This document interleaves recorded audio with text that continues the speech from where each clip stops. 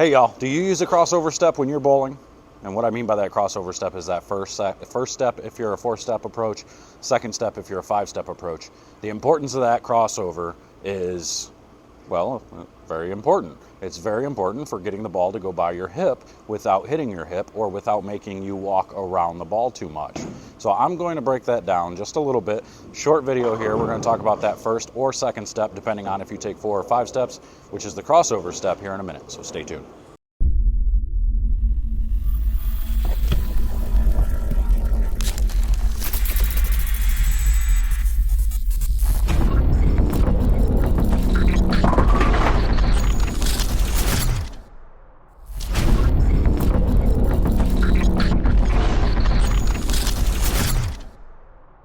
All right, so we're going to try and focus on the feet a little bit here. So, as a 4-step bowler, right, if we're taking 4 steps, it's very important that when we swing the ball, we don't want to have to swing the ball to the right.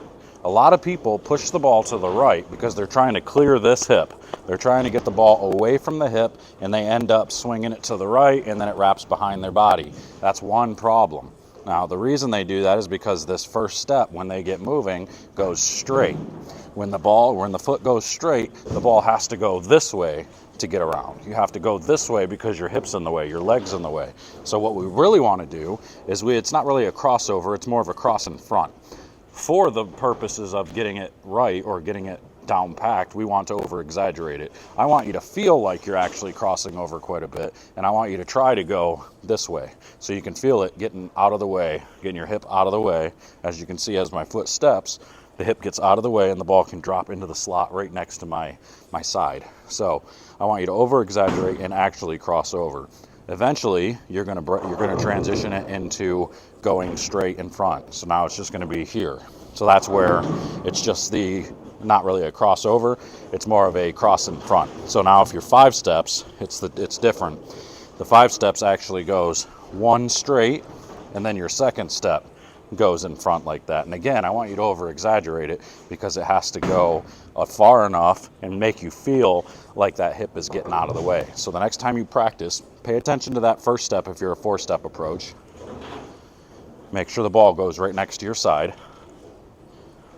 And if you're a 5-step approach, it's 1, 2. Make sure that second step goes in front, okay? All right, I know that doesn't sound like much, but I promise you, if you can get this down, it will make you more consistent.